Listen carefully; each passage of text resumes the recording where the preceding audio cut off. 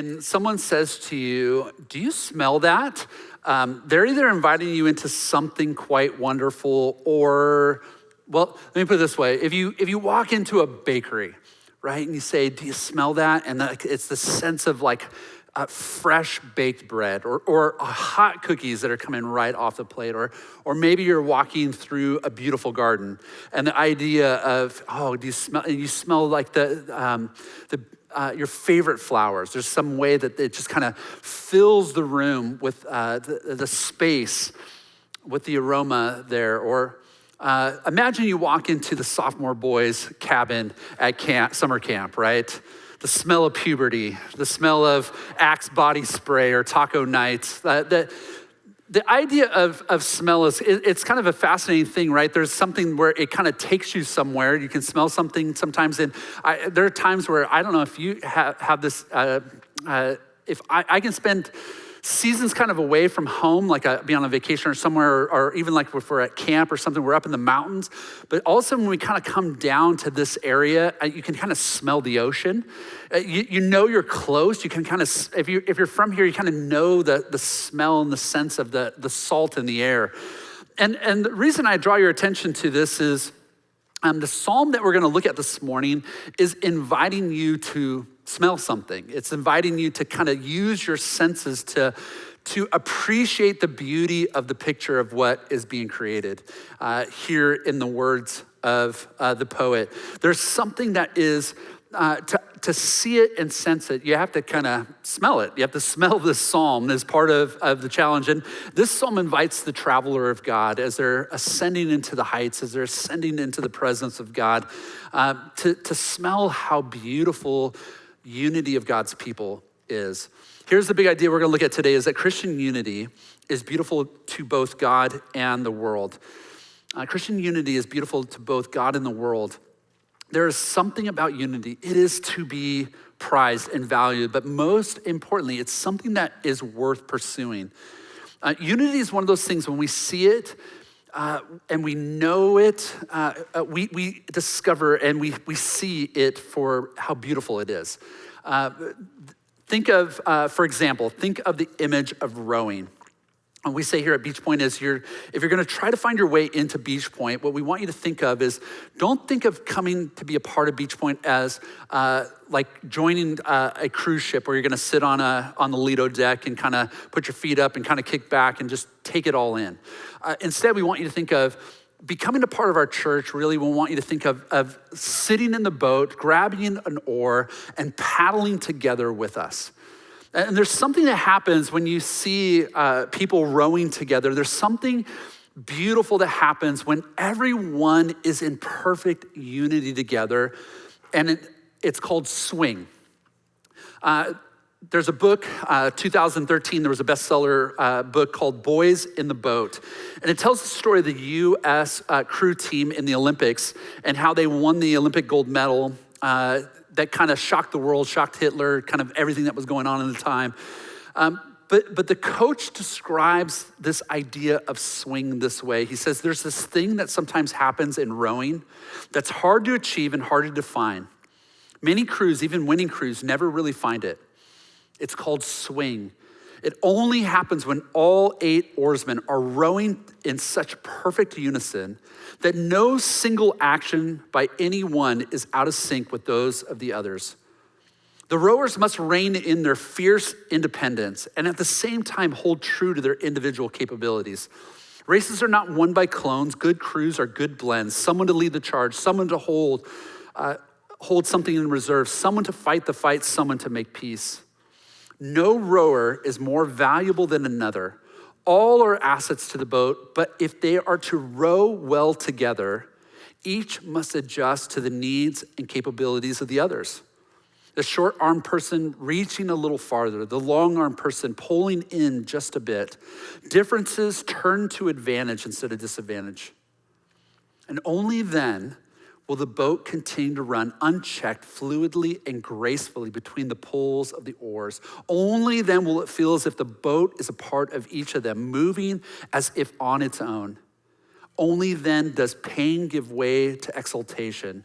Rowing then becomes a kind of perfect language. poetry. That's what good swing feels like. I love that the author of this book can describe a team like this working together in perfect unity as poetry. It's beautiful. Like when you see it, it's beautiful. When you sense it, it's beautiful. And there's something that we see in the scriptures that when the Christian world, when the people of God come together in unity, it is something that is beautiful to God, and it is actually beautiful to the world as well. So I'm gonna invite you to turn to Psalm 133. Psalm 133, we are reading these Psalms that are called the Psalms of Ascent. These are the traveling songs of the people of God as they were traveling to Jerusalem, as they were ascending up the holy mountain to worship together. Their hearts were ascending in preparation. They were singing these psalms. They were praying these psalms. They were reciting these psalms. They were remembering these psalms together. And as they were doing this, there was a sense of worship in preparation for their worship. Last week, we saw the way that they focused in on the idea of God as a help. That as they would remember, as they would sing these phrases, as they would remember these images of God being their help, that faithfulness of God was prompting them to say, the God who got us here will get us there. And the remembering of the faithfulness of God would fuel future faith. But today, I want you to realize that one of the things that that was important for these moments was you had 12 different tribes of Israel from all over the regions, all ascending together as one. And the image is of this perfect unity, how beautiful it is, how good and how pleasing it is when God's people come together in unity. This is what we want to see. So let's read Psalm 133, only 3 verses. How good and pleasant it is when God's people live together in unity. It is like precious oil poured on the head, running down on the beard, running down on Aaron's beard, down on the collar of his robe. It's as if the dew of Hermon were falling on Mount Zion. For there the Lord bestows his blessing, even life forevermore. This very short psalm begins with a very powerful statement. You might even notice in your English kind of the exclamation point on the end. But the idea is, what's not there in our English, but is there in the Hebrew, is this idea of look, behold, take in. Notice how good and how pleasant it is when God's people live together in unity. These 2 words are powerful words, very descriptive words for these people. For the Hebrew person to hear the word, how good it is, the Hebrew word tov, is this idea of God's goodness. When God sees something and divinely approves it, when God says it is good, when God sees unity, he says, tov, that is good. He puts his stamp of approval on it. Author Scott McKnight describes this word. He says, this is a rich word used throughout the wisdom books of the Bible. It's a one-word summary of God's ultimate approval. He doesn't give letter grades. Nowhere in the Bible does it say Moses got an A, David got a B, Solomon a C, Isaiah an A, Paul an A, and Peter, he pulled it together at the end and got an A minus. No, God's final approval rating is simply tov. It is good. It is good. Tov encompasses the span of history. At creation, God looked at his handiwork, and when he got everything right where he wanted it, he gave his ultimate stamp of approval. Tov, it is good. Fast forward to the final judgment, and there will be only one word we want to hear, tov. Tov is all that matters. Tov is the divine design and divine evaluation. It is divine pleasure, divine attractiveness, divine satisfaction. When God sees this, it's this divine approval. Oh, this is good. And this word pleasant, it means attractive or desirable. To look and to see God's people coming together as one. What you sense in these 2 words, this kind of powerful statement is, how good, how pleasing, how beautiful, how desirable and attractive this is. This is what we want again and again.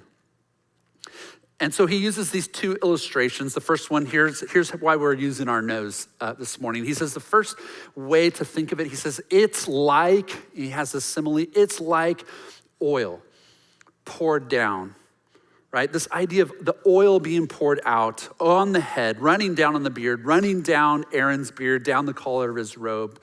Now, chances are in your last dinner together, you didn't celebrate this way, where you had an honored guest and you poured oil on their head as a sign. Now, oil is a sign of blessing. It's a sign of the Spirit. We might pray for you sometimes and anoint you with oil. It's symbolic of God's blessing. It's symbolic of God's presence. But think of what he's saying. He's talking about oil that is poured down. And so much so that it begins to run down. He has the image he has is Aaron was the priest with Moses. Here's Aaron the priest being anointed as God's priest, and the oil's running down his face, running down, think of Sam Alexander's beard, right? This big husky beard. And it's just so much so that it's dripping off his beard onto his chest. And on his chest, he would have this breastplate, and on the breastplate would be listed all the tribes of God, all the tribes of Israel. And it was a sense of not just the divine approval of him, but of all God's people. And as you're hearing this, as you're reading this, as you're singing this, there's a way in which all of a sudden you begin to smell that moment. The oil infused with spices and perfumes, it would fill the room. It's so extravagant, the pouring of the oil, it so fills the room. You're in a room like this and you can smell it. And you take it in, and you just realize there's something so beautiful about what you have experienced. And so he says it's like that. And then the idea of running down continues. He talks about the idea of the dew running down from Mount Hermon. Mount Hermon was a mountain that was 9,100 feet, 60 inches of precipitation. Dew in the scriptures is this image of God giving life. He's saying that unity is life-giving. Think about dew. You go to bed at night and you wake up and the dew's there in the morning. You didn't have anything to do with it. It's just God's kind of provision. And they saw all throughout scripture, the idea of dew is like this provision, the provision of God that brings about life. So what are the two images? Why does he say this is so good and so pleasant? When we see God's people together in unity, he says, oh, you take it in and you see it and you sense it. It's so beautiful. And it's so life-giving. So why does he say it is like this?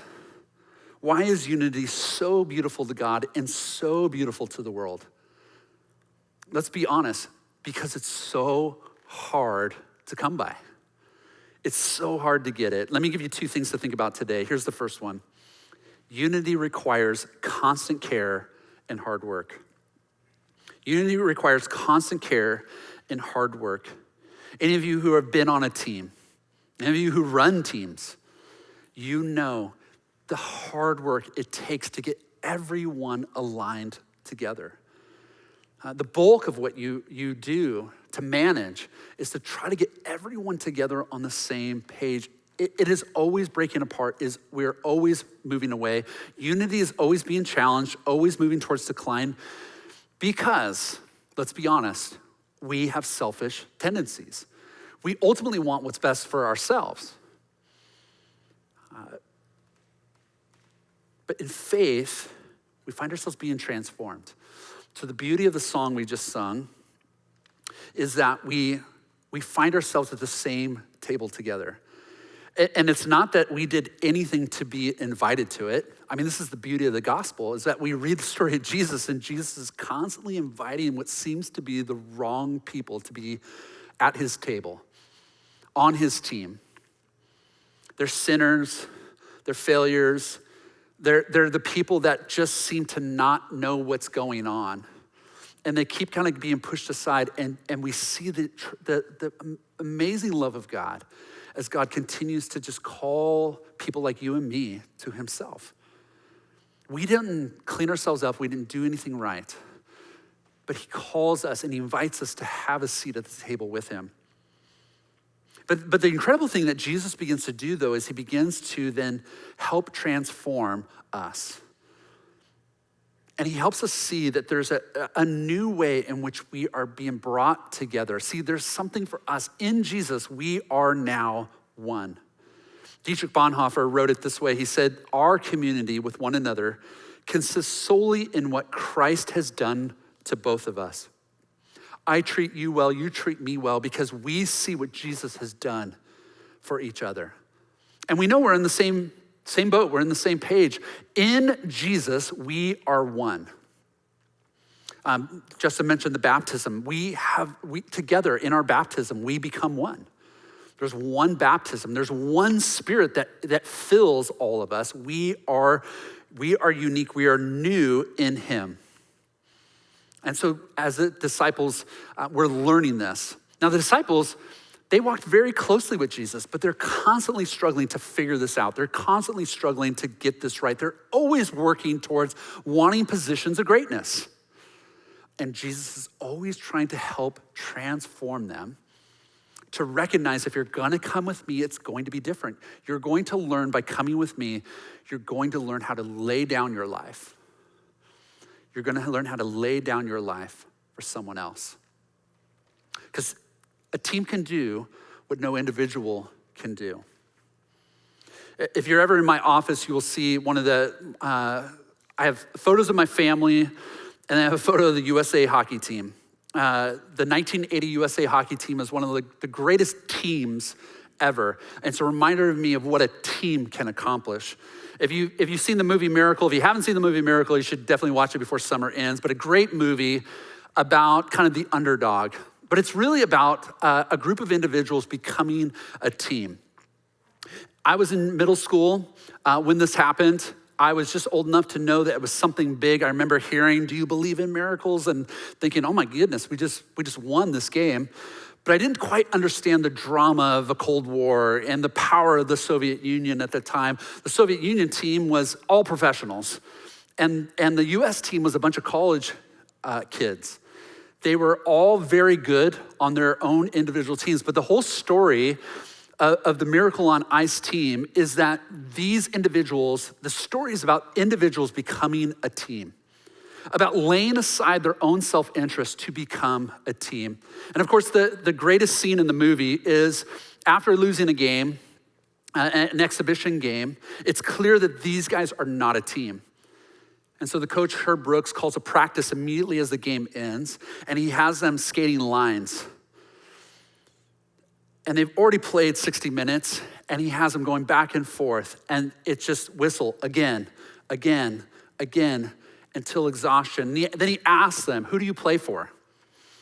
And one by one, they all talk about the school that they've come from. I play for Maine. I play for Boston College. Again, again, again. He just keeps exhausting them. Who do you play for? Who do you play for? And finally, in a place of complete exhaustion, the player who will eventually become the captain of the team, Micah Ruzioni, yells out how he plays for the United States of America. And at that point, the practice ends. And it's almost like a baptism of that team. That from that point on, everything is different. They are no longer individuals. They are a unit. They are a team. And what they accomplish, the reason they win is not because they had superior talent. It's because they played together as a superior team. When I think about our church, what I realize is Beachpoint, when we are at our best, we are an anthill. We are a beehive. We are the US 1980 hockey team. There's no superstar, but we are a great team.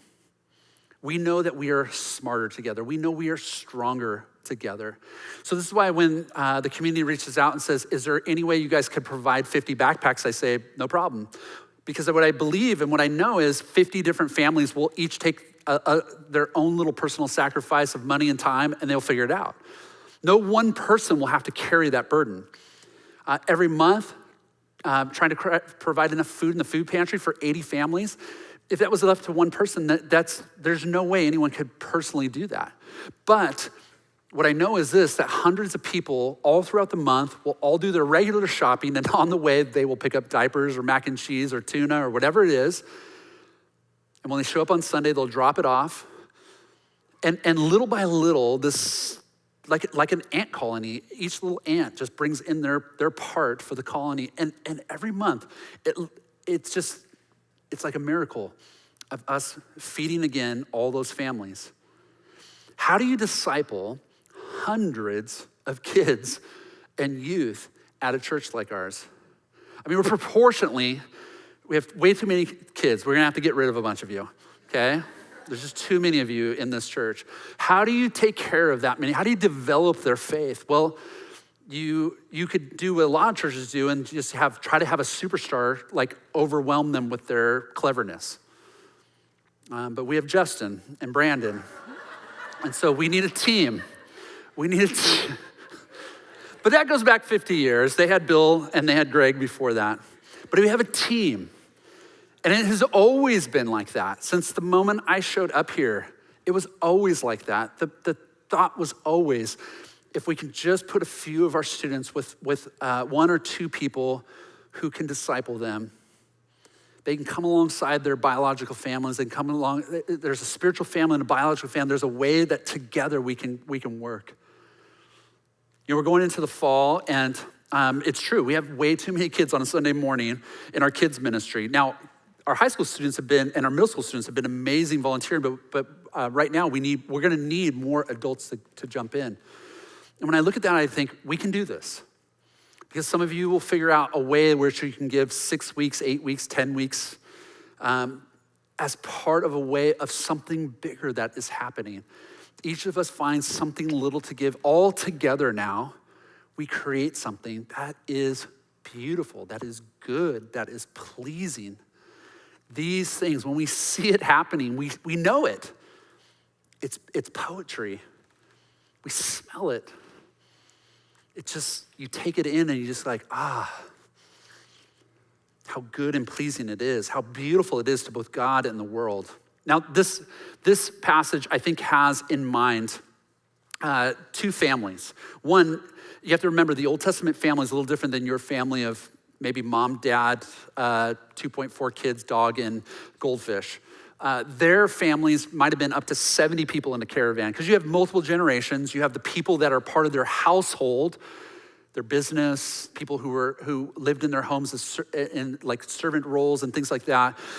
And so just try to imagine keeping the unity of 70 people on a caravan. Family it takes a lot of work. It takes a lot of work to protect the unity of the family. The Bible doesn't, just so you take comfort, the Bible knows how hard it is. The first story of family is not it's very dark. It's a story of Cain and Abel. It does not end well. A few pages over is the story of Joseph and his brothers. From the very beginning, we've seen how hard it is to keep unity in our families. It will constantly be working towards decline. So let me ask you something. This fall, what is one habit you could invest in for your family? What is one habit you could invest in for your family? Now, maybe it's right now the most important habit you could have is, I'm gonna pray for my family. Or maybe you can pray with your family. Or maybe you can set aside a time that is going to be protected as time for our family. For us, Thursday nights is sacred. It is dinner and softball. And so my adult sons come home. We have dinner together. We spare no expense for a good meal and fun together. We have, the fact that my wife and I have our adult kids coming back to hang out with us, we guard that. If you call me on Thursday night, chances are I'm not gonna call you back until later. We protect that. What's one habit you could invest in for your own family unity? But think of it also this way. The part of this passage is speaking of the spiritual family. 12 tribes coming together as one. But in Jesus now, we have something more clearly defined. In Jesus, we have now become a family of families. Here's the last thing I want you to see this morning is that unity reveals that you belong to Jesus, that we belong to Jesus. In Jesus, we become a team. We become a family of families. Jesus, there was a moment where Jesus was teaching and they said, hey, your mother and your brothers are outside and they want to speak to you. And Jesus is not really dismissing them because they think he's crazy, but maybe a little bit. But he says, who are my mother and my brothers and my sisters? Are they not those who do the will of God? And in this, you begin to see what Jesus is crafting is this idea of a family of families. And so in the New Testament, it's very interesting. I got really confused by this, that you begin to see this way in which we are always referred to as brothers and sisters. So some of you maybe felt this when you started coming to church. I came in as a high school student, and I thought everyone was related because everyone would say, hey, brother, hey, sister. I'm like, wow, this is a weird little group. And it took me a while, like when they started calling me brother, I'm like, do I not know something about my family? Like it took me a while and I realized, oh, this is like how they refer to each other. And then you begin to see this is like rooted in the whole New Testament, the idea that we are family. And as such, this is so critical to Jesus, so much so that on the last night of his life, he gave considerable attention to this. So anyone on the last night of their life, they said, hey, look, I don't know how much longer I have. Can I say a couple things to you? You'd lean in and listen. So Jesus does this. He says, I've really looked forward to this meal. It's Thursday night. They're celebrating the Passover meal together. But how does the meal begin? This group of disciples constantly fighting for superiority. Jesus takes his outer garment off. He wraps a towel around his waist and he begins to wash all of their feet. A job that was left for the lowest of the servants. And then he says these words. He says, now that I, your Lord and teacher, have washed your feet, you also should wash one another's feet. I've set you an example that you should do as I have done for you. Very truly, I tell you, no servant is greater than his master, no messenger greater than the one who sent him. Now that you know these things, you will be blessed if you do them. The goal today is not that you can impress your friends with, I know what Tov means, or you can quote this psalm by memory. The goal of this day is what Jesus says is the blessing comes when we learn how to live this way together. He speaks of sacrifice. He speaks of service. Then he says this. He says, a new command I give you, love one another. As I have loved you, so you must love one another. By this, everyone will know you are my disciples if you love one another. In that time, Greece prized intellect and Rome power. But Jesus said the most powerful influence would be love. My movement will be marked by love. And this love is this word agape. It's this idea of this sacrificial love. It's this idea of a love that God has for us. It's a love that would seek the highest good in someone else. It wasn't a very popular word used in that time, but the Christian faith grabs a hold of this word and makes it our own. That what I want for you is your best, and I'm willing to sacrifice for it. I'm willing to give myself, and you are loved in this way by God. That he would give everything for you. Everything Jesus did was motivated by this love, and so as his followers, everything we do must be motivated by this love. So Jesus prays one final prayer. John captures the final prayer of Jesus. And listen what he prays for. On that night, Jesus is praying. He says, my prayer is not for them, meaning his disciples. He says, I pray also for those who will believe in me through their message. That's us. That all of them may be one, Father, just as you are in me and I'm in you. May they also be one in us, so that the world may believe that you have sent me. I've given them the glory that you gave me so that they may be one as we are one. I and them, you and me, so that they may be brought to complete unity. Then the world will know that you sent me and have loved them even as you have loved me. Both these passages, Jesus says, if they'll learn to sacrifice for each other, if they'll learn to love each other, if they'll learn to be one together, do what it takes, the hard work to do what it takes, then that beauty will be seen by the world. The world will somehow know that they belong to me. And this is the power of the Christian movement. They are described as unschooled and ordinary, but they change the world. This movement of God in a group of people who were kind of like the lower people of that time. There's no superstars, but people would talk about them. You read the early literature of the 1st and 2nd century, the things that they would say about these people, they'd say, oh, how they love one another. They would say things like, I don't know how we compete with these guys. Because they don't only take care of their own poor, they take care of our poor.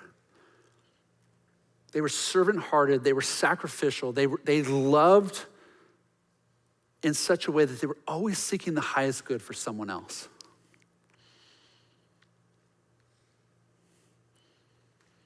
And Jesus says, this is how the world will know you belong to me. There's something happening here in our area.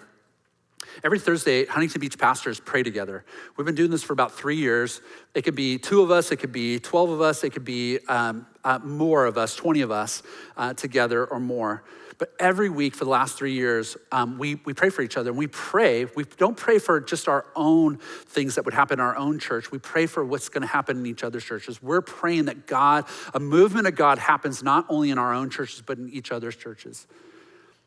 And this is happening not only in Huntington Beach, it's happening in Costa Mesa, it's happening in Irvine, it's happening in Fullerton, it's happening in Santa Ana, it's happening in churches, or in cities all over Orange County. In fact, in November, you're gonna be invited, there will be 3 days in which we're inviting the churches to come together and pray.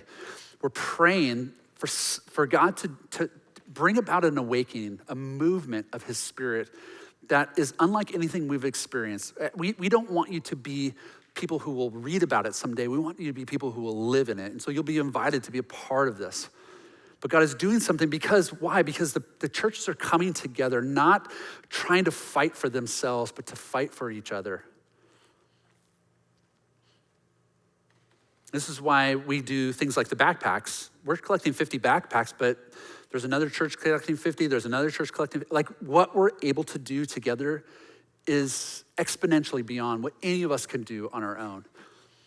How good and pleasant it is when God's people live together in unity. It is beautiful to God. And you might have noticed in verse 3, this is where the blessing comes. When God sees this, when we experience this is where the blessing comes. So as we close, let me invite you just to do these 2 things. One is care for each other, care for one another.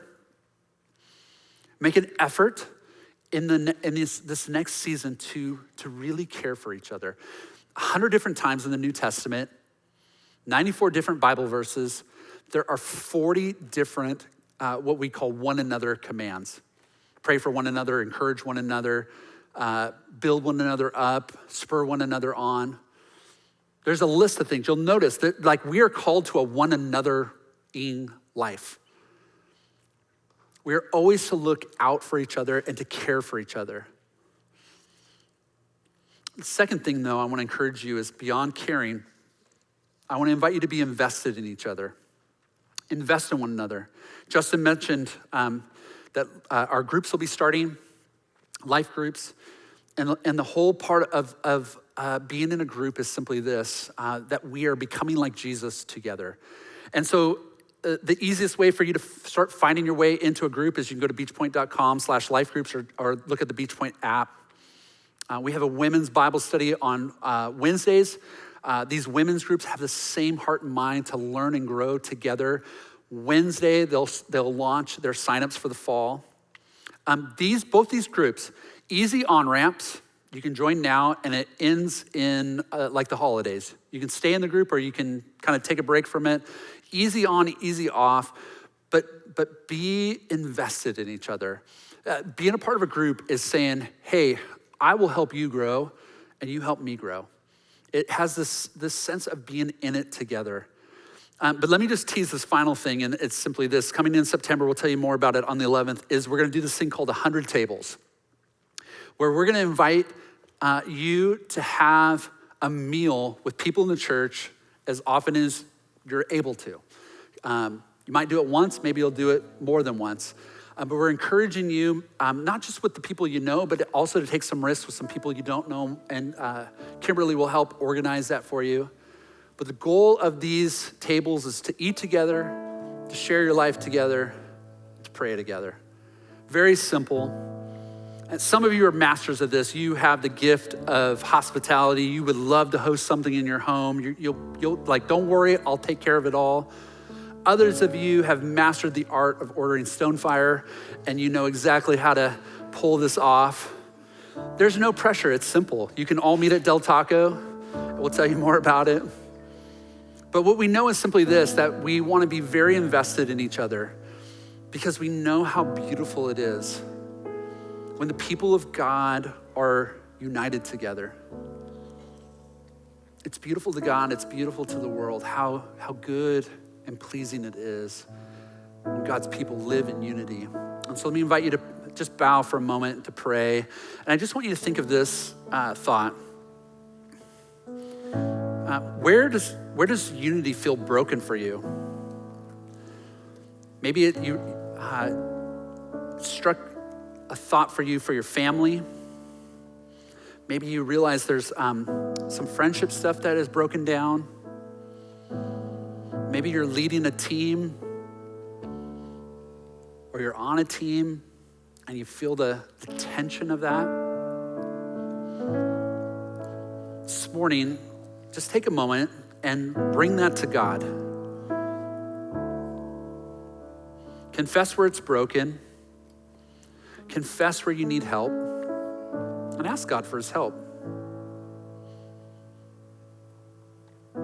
Listen for the ways that maybe God may put an image or a thought in your mind of how you might help bring about unity. So let's take a moment and then we'll close with a final song. Mitch will lead us in a final song.